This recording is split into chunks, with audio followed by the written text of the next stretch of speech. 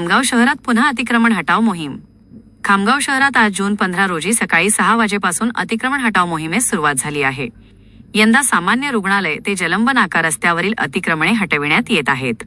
यावेळी रस्त्यावरील 12 दुकानांचे अतिक्रमण नगरपालिका प्रशासनाने हटविले, तर काही जणांनी स्वतःहून अतिक्रमणे काढली आहेत।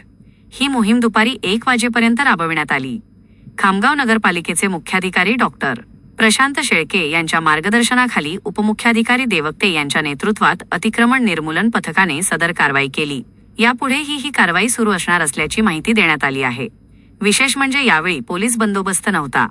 महाभूमी डिजिटलसाठी अनुप गवळी, खामगाव।